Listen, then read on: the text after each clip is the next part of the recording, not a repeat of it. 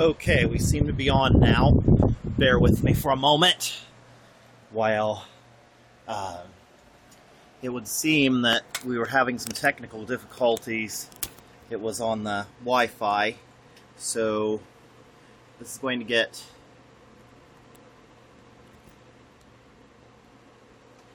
weird in a minute. Okay, finishing setup now.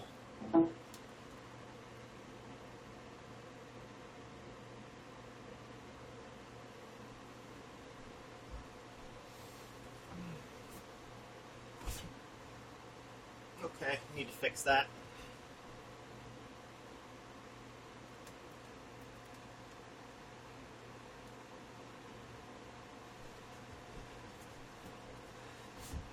Okay.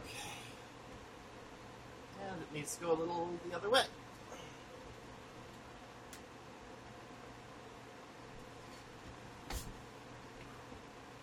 Alright, that's better. So, welcome to this phase of a new experiment. Live broadcasting for children's rights on YouTube. And those of you who happen to be watching in these early hours of the morning, August 16th, 2016, it is approximately 6:33 a.m. We were about 2-3 minutes late getting set up because of some technical difficulties with the Wi-Fi connection, so I said, never mind, I'll just use the mobile data. I'll eat it. Okay, so one of the things I'm going to bring up today is one of my favorite concepts that happens a lot. People in the children's rights community notice this a lot. Sometimes people on one side of a certain argument or people on the other side will, well, there's really no nice way to put this. They will just, live's a little intimidating, I admit. But people on one side will either present facts to present their views and support them, while the other side will just say, the hell with it, I think I'm right, therefore that's enough, because in my opinion, well, there are people who think like this. There are people that assume that because they say it or think it, that it makes it so. And that works great if you're in a creative field to a point. If you're debating people on a topic who are backed by current science and reason and logic, and by a multitude of other factors, doesn't work so well. Now, and yeah, I'm going to have my internet up for this video, because I've really never done a lengthy live video before, and hey, I'm not a journalist, so I don't even have a teleprompter, but I don't really want. I can do this on my feet to some extent. Just bear with me. If I haven't already said so earlier, those of you who are actually up at this hour, thanks for watching. Or even if you're catching it live because you wanted to sleep in, or you don't work third shift and you're not shooting a video after work. By the way, full disclaimer, nobody that I work for besides the Sansevieria Media Group necessarily endorses any of the content in any of my videos. So, if you have any issues with anything you find, take it up with me, not them.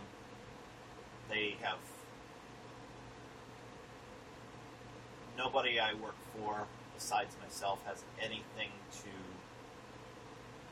do with any of the content I post. Okay, that should be enough to not get fired. Not that I really said anything that would get me fired.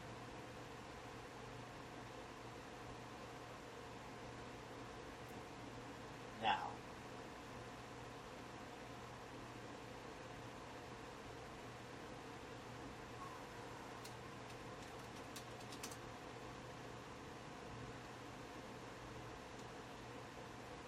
okay, so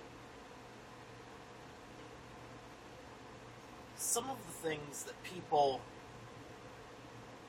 use to argue against children's rights are fairly, I will admit they're fairly weak. I'm going to start the broadcast with a few quotes from a few people who were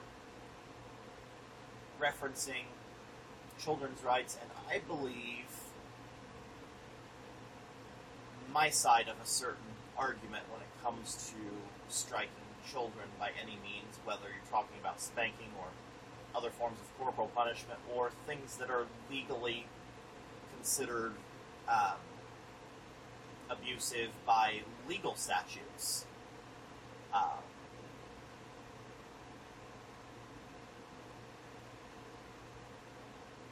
One of my favorites here: if we are ever to turn toward a kindlier society and a safer world, a revulsion against the physical punishment of children would be a good place to start. That was from Dr. Benjamin Spock. Now, you will hear things about Dr. Spock by people on the other side of the spanking debate. They will try to tell you that he recanted and stated that his views were wrong. This is a half-truth.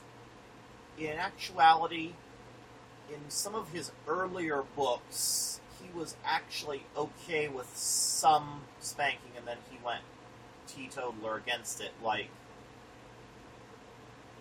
I'm a teetotaler against it. My future kids will never be spanked by anybody, and I've made this clear with everyone in my family, everyone I know. You know, what you believe is your right, as long as you don't hurt anybody or cross a line into legally defined child abuse. But you will not force your views on me or mine. Now, one of the things that comes up when you come out of the anti-spanking closet and admit that you are opposed to corporal punishment, if you don't have children, one of the first things people on the other side will use to attack you on is they will claim, well, they'll say, you don't have kids, so why don't you just mind your own business and quit telling me how to raise mine? Well, not everybody involved with children's rights is really trying to tell anybody else how to raise their kids, for one thing. Unless you hurt them. If you hurt them, then yeah, if you cross lines into acts that are legally defined as abusive, currently corporal punishment does not fall in these guidelines, and there are some who are working on it. There are also some who would like to see children have equal protection from assault as adults, because let's be honest, if you're a boss and you spank your employee, you're going to be charged with sexual harassment and probably assault. If you are a spouse, like say you're a husband and you spank your wife, and it's not, if she objects to it, you could be charged with domestic violence. So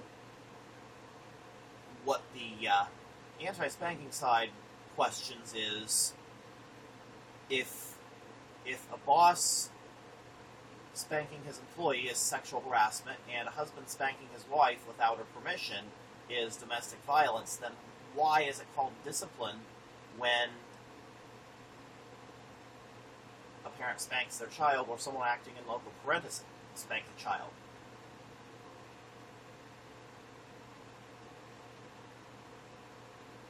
I'm realizing I probably shouldn't have worn a green shirt in front of a green screen, but I'm not going to chroma key this today anyway. See, when you're dealing with people who are shooting live videos for the first few times, it gets a little wonky until we get used to being on camera live. I've done a lot of things that were scripted and that were prepared. This is kind of from the hip, but I just got off of an 8-hour work shift, so bear with me. We're going to do a quick shout out here to see if the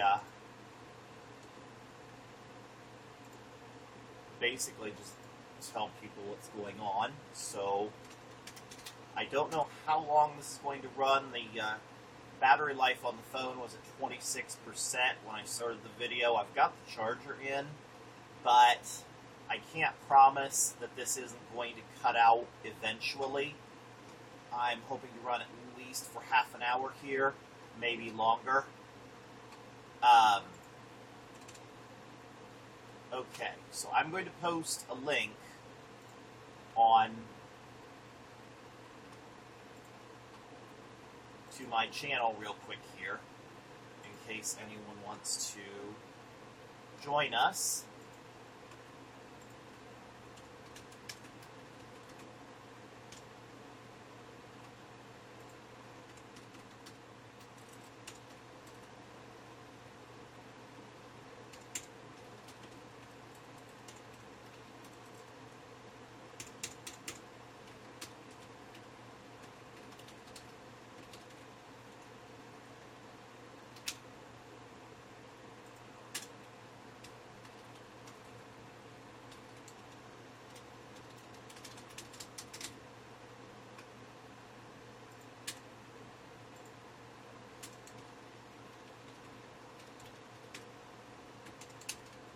Okay, so I'm just telling people on Facebook, and probably going to share this with a couple of groups, because there's people all over the world. It is 6:45 a.m.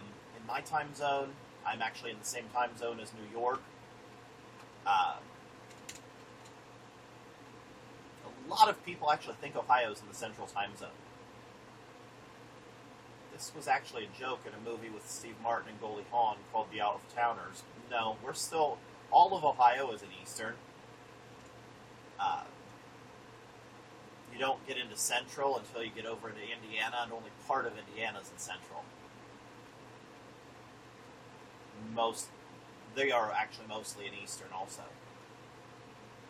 Okay, so we've got the one link going here.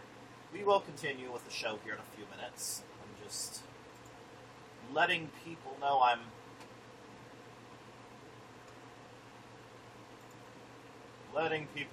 here, and that I'm actually broadcasting at this hour in the morning, in case any of my Facebook friends want to join us.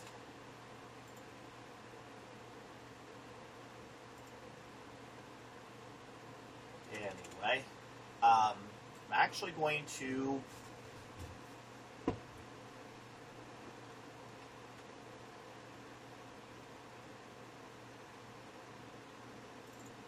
reference a few things. There was recently some criticism of some comments from a Facebook friend in a group that we're both in. They were, okay, she's African American, and she was addressing some of the issues with how there was a post about someone writing a letter to African American mothers about how they treat their daughters. There have been, and bear in mind, anything I say here, I do not mean to sound racist or anything. It is actually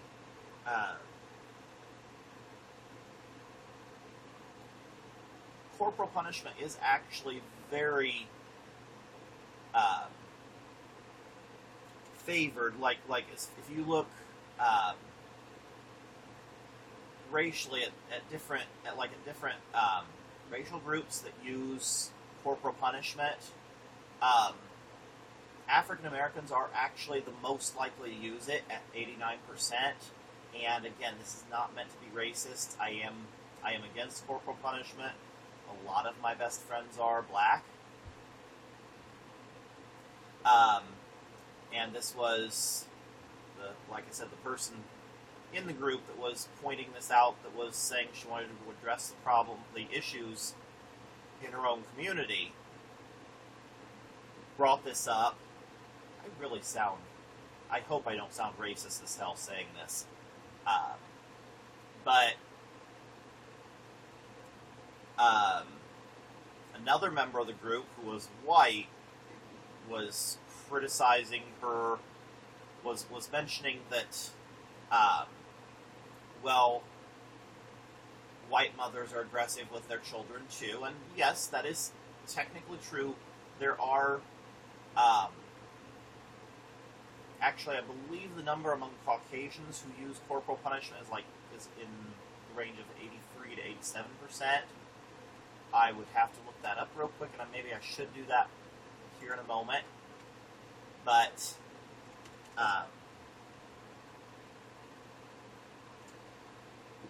here's the thing. This kind of falls into the territory of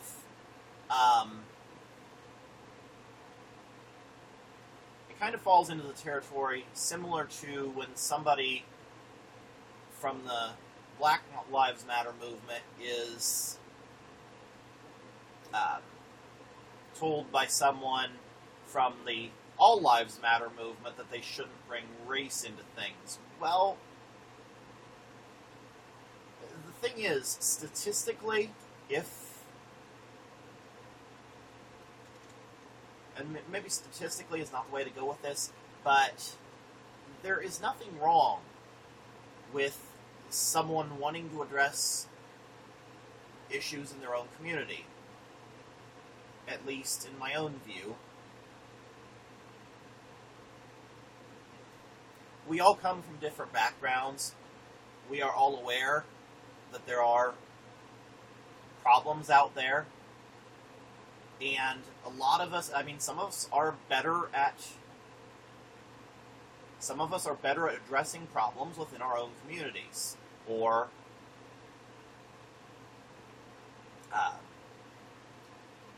kind of a thing that has always bothered me about the whole All Lives Matter thing is that why do they only say All Lives Matter in response to Black Lives Matter? There are other Lives Matter movements. There's Native Lives Matter, Blue Lives Matter. I attempted to start one, Children's Lives Matter. It didn't really take off. Perhaps because children are too young to vote, and people aren't really inclined to care about children as much as they like to think they do. But why is it? If you truly, like the people who are always saying All Lives Matter in response to the Black Lives Matter posts, and yes, I know, I'm white as snow, saying this stuff live on YouTube. Bear with me. There's a point to this. Why aren't they saying it when someone of Cherokee heritage says Native Lives Matter? And what is wrong with somebody, when somebody says Black Lives Matter or Native Lives Matter, they're not saying that only Black lives or only Native lives matter, any more than when somebody says Blue Lives Matter, they're not saying that only the lives of the police matter. Or if somebody says Children's Lives Matter, they're not saying only children's lives matter, though we really, and this video is pretty much going to be about children's rights anyway. I'm going to try to get back to that. But back to the topic at hand, the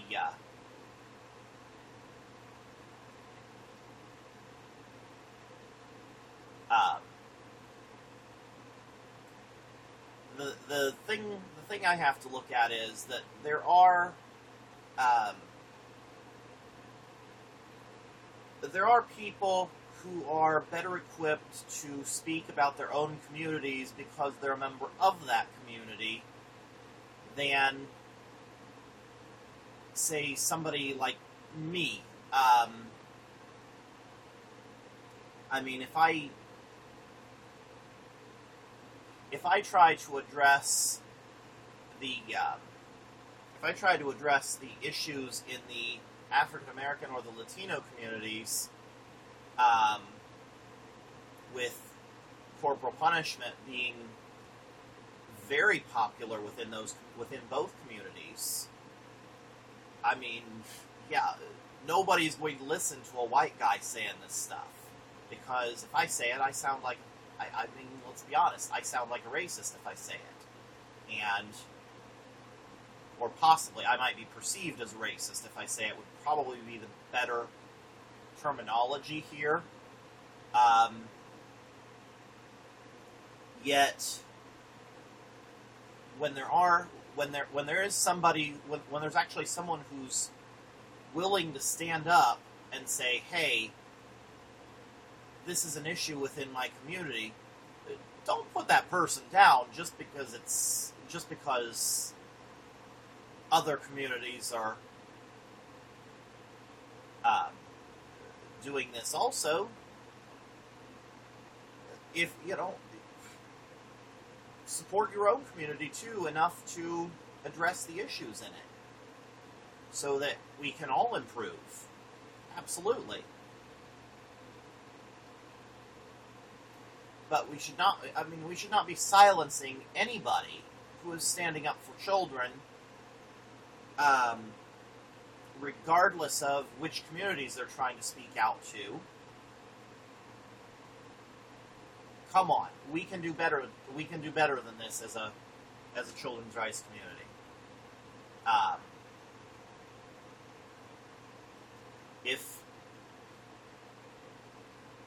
If an African American wants to address the issues in the African American community, that's perfect. If a Native American wants to address issues in the Native American community with corporal punishment, though honestly I suspect there's not nearly as much in the Native American community as there are in the in the white and black communities. And I will admit, among white people, corporal punishment is very popular, especially in my neck of the woods. I mean, it's possible that I'm the only truly teetotaler anti-spanking person in my entire county. I'm sure there are others out there, but a lot of them don't really...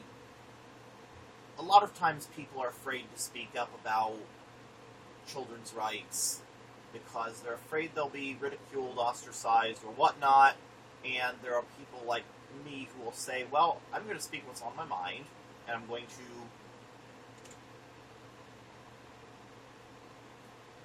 cite the things that are brought to my attention, cite the resources that are available to me, and I don't really care what other people think if it's negative.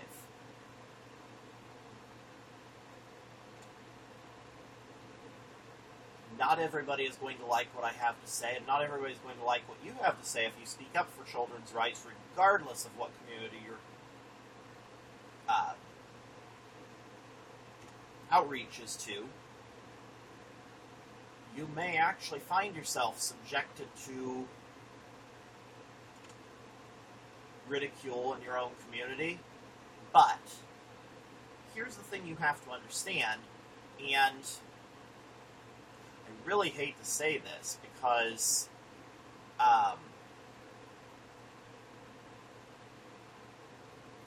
it's like the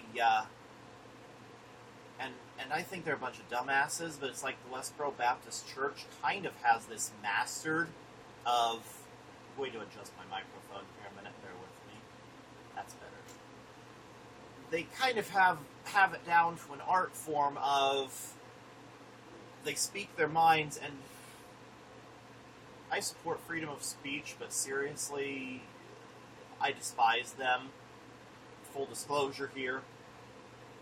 But they do, they are pretty good about not worrying what other people think, even though they probably should take it into consideration to some extent.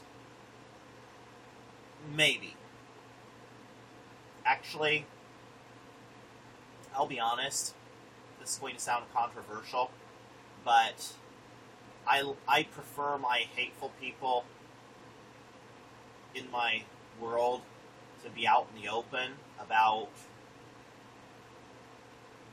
who or what they hate, because then I know to avoid them. I would prefer it if people were honest and upfront about where they stand on every hot topic ever, whether it's corporal punishment or gun control or the death penalty or whatever.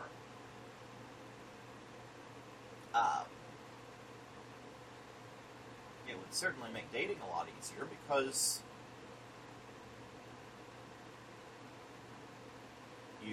you maybe go on a couple dates with a girl only to realize that, oh, we're really incompatible about children's rights. And that's kind of a deal breaker for me. I have actually ended relationships because I found out that the other person was not quite up to, I mean, it's going to sound cold and crass, and I'm probably going to sound like a D-bag to some people. And actually, I was called that by one ex-girlfriend. But yes, if I find out, like, if somebody says, oh, well, I might swat a kid on the butt if they touch a hot stove, well, I mean, I suppose whatever, but, you know, really, for me, I'm a teetotaler. I hear that from somebody that I'm going out with. That's just the beginning of the end. And it's one of those, because legitimately, that is an extreme viewpoint. At the same time,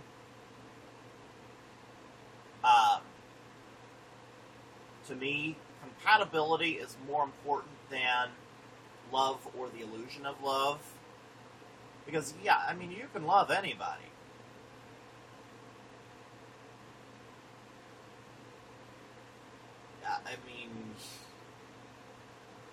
Yeah. But if somebody's not compatible with you, and you try to force a situation that just isn't meant to work out, you're only going to hurt that person worse in the long run. So sometimes you have to end something. And again, that's just how I view it. Take it for what it's worth. We're going to get into one of these other quotes, and I'm getting these children's rights quotes from Project NoSpank. That's www.nospank.net. And that was run by the late Jordan Ryak, who sadly is no longer with us. You can actually find a tribute video that I did for him also on my YouTube channel.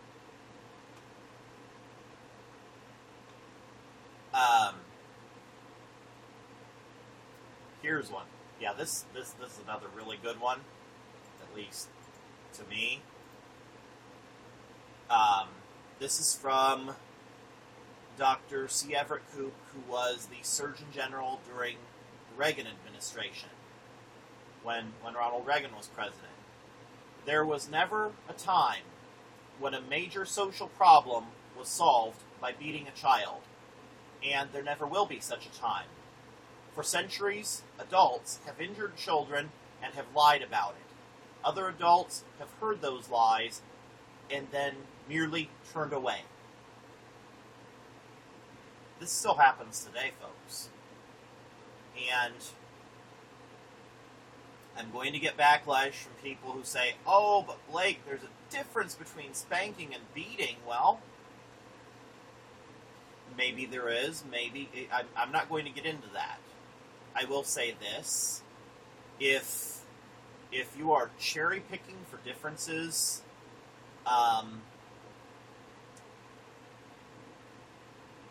maybe you need to reevaluate the way you think, because there's, okay, fine, let's assume that those are two totally separate things.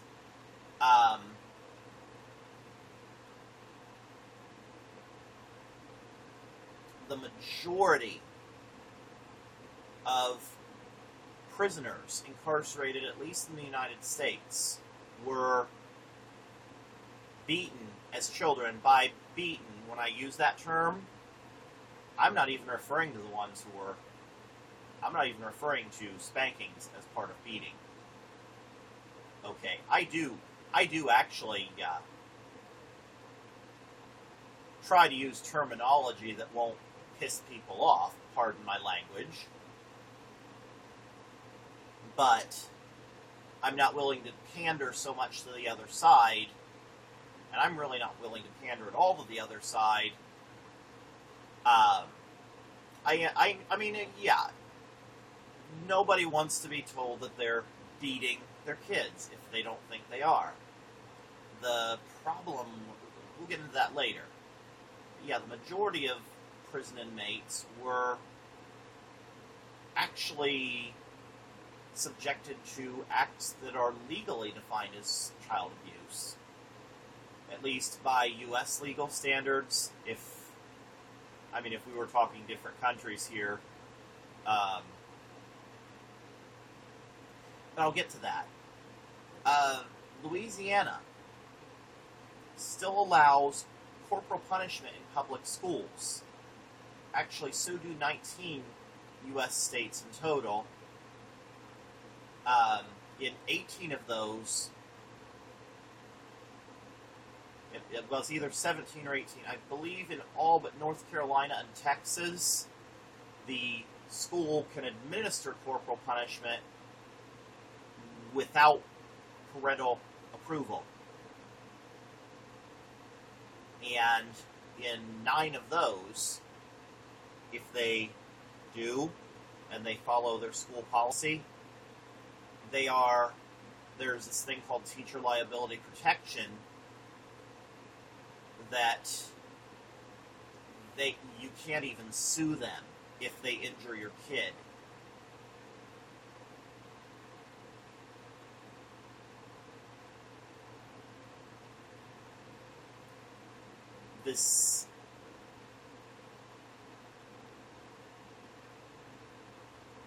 No, that's unacceptable to me.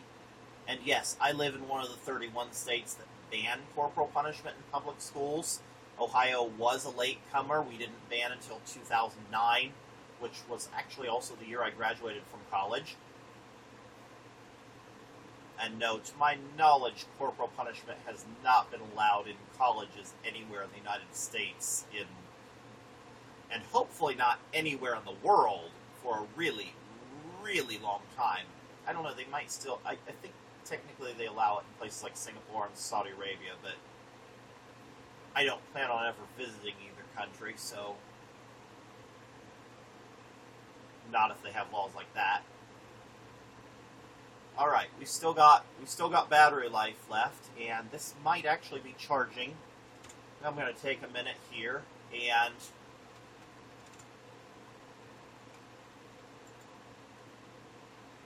find another quote. Oh, this is a good one. This is from Nelson Mandela, and it's, okay, so here was his quote. "There can be no keener revelation of a society's soul than the way in which it treats its children." America's in trouble if he's correct about that, because, I mean, look at these online shaming videos, and seriously, it should be, and I actually have a petition out on change.org. I would like to see it become a felony to post online shaming videos involving the shaming of people under 18 years of age. Now, I mean, if somebody's over 18 and they're stupid enough to do something that you catch, like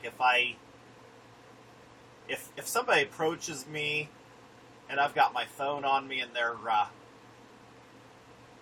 if they want to approach me and get nasty with me about some of my videos online, yeah, I might flip that YouTube Live app on and record it, and it might wind up on this channel if they're over 18. But like the ones of people shaving their kids' heads for misbehaving and posting that video to YouTube, come the hell on, people. This stuff can have serious repercussions, and in Washington State, a girl already committed suicide as the result of being shamed in an online video. Now, there are some who will say, oh, but her father didn't actually post that video, she did. Bottom line is, if that video had not been made, she would probably still be alive. So do not come at me with that. If you want to shill that to somebody else, be my guest. But you will leave me alone with any attempt to support shamers. If you support shaming videos, you really need to just, I don't know, set fire to your computer, throw it out of the window. Not if you live on a second story or higher. Please, I don't want somebody saying that they, I don't want somebody killing somebody by throwing a computer out of their apartment window on the 5th floor and saying, oh, but Blake Hutchison told me I should throw my computer out the window. That might not be pleasant. Just forget I said it.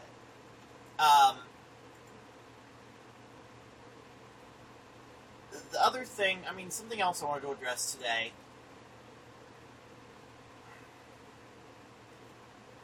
The people who act like parents' rights are more important than children's rights. And there's actually a guy here in Ohio, Detective Robert Surgener, who has a site called the Family, well, I think it's still up.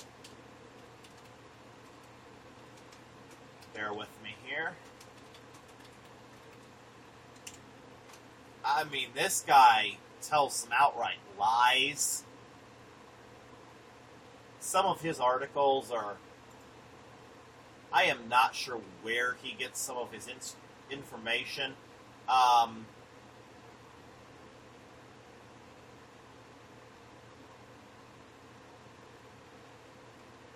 I mean, this guy, he's got an article, it's fdno.org, and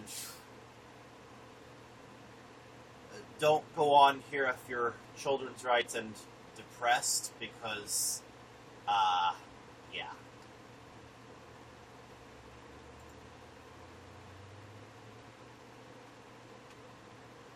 He's got one, there's one where they calls the self-esteem lie. And I am going to quote him directly here on something. When I find it, it will take me a moment.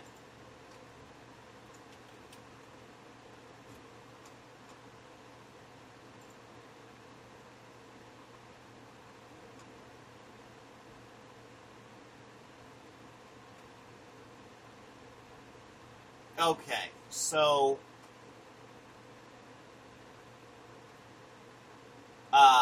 he tries to claim, he says, but there is much research that indicates there is a dark side to high self-esteem. Really? A dark side to high self-esteem?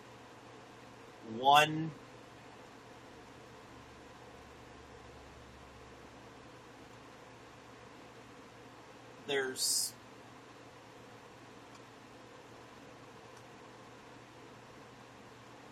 And this is dangerous. And he actually says this on his site. The movement to instill a sense of high self-esteem that is undeserved into our children is a dangerous direction to travel. Now, my question to this, Detective Surgeon, and I know you watch my videos,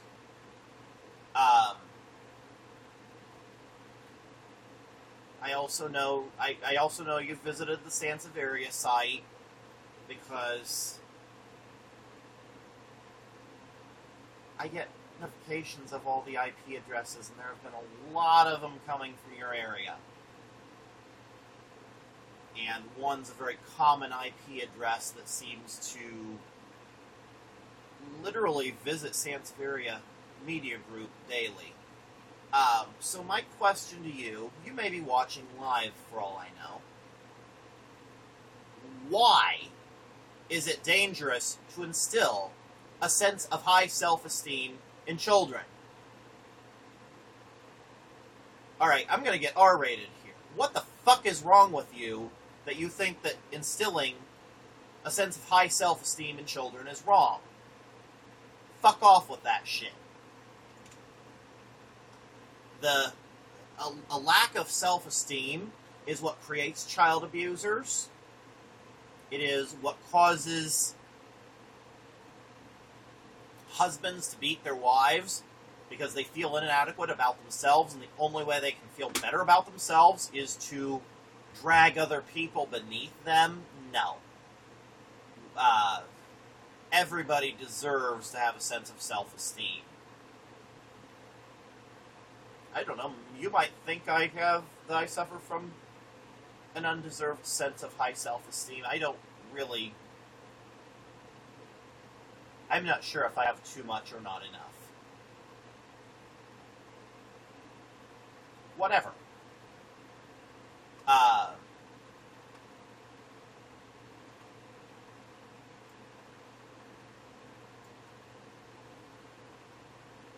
But, yeah,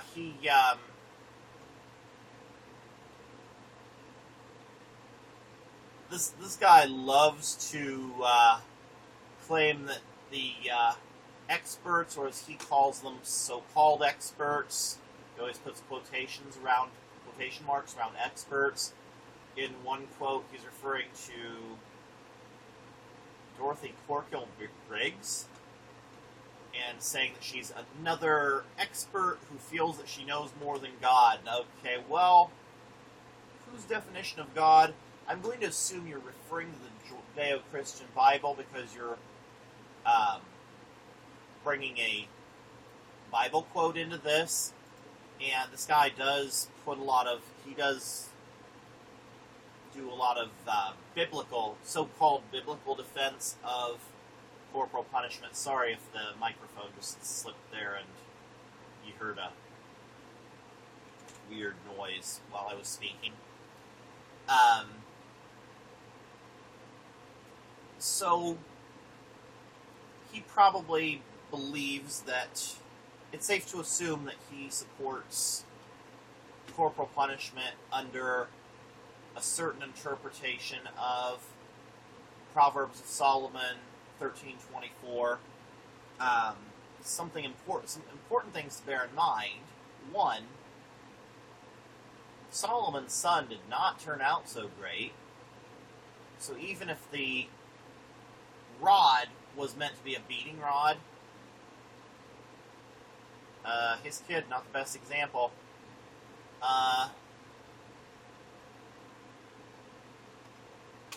Another thing I'm going to bring up, and I'm actually not religious. I don't have anything against religion. There are things I like about pretty much most world religions. And and there's things I don't like about a lot of them. But Old Testament, if you're going to use Old Testament to argue for corporal punishment, because Solomon said rod. Well, maybe a couple of other people did somewhere else too in the Old Testament.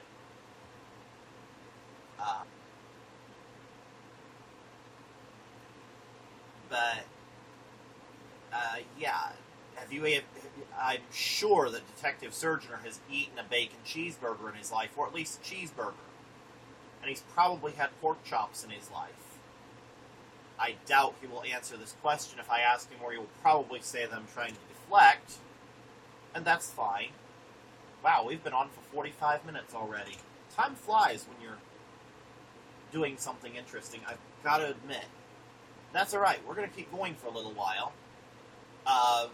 If you can stand the sound of my voice, and if you can't, hey, I won't take it personal. Check or if it's not still live, it'll still be on the YouTube channel. But one of my arguments against corporal punishment is the bacon cheeseburger argument. If you claim that Proverbs 13:24 in the Old Testament mandates that you strike your child, then you are a hypocrite if you eat a bacon cheeseburger, because, and I'm going to look up the exact quotes, okay?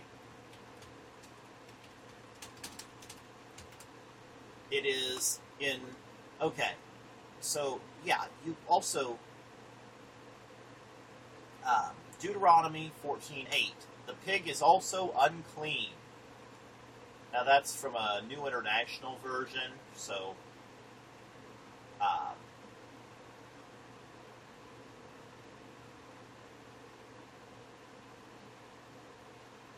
and by the way, Joel Osteen says shouldn't eat pork, so if you strike your kid with a rod and you go out and have a bacon cheeseburger afterwards,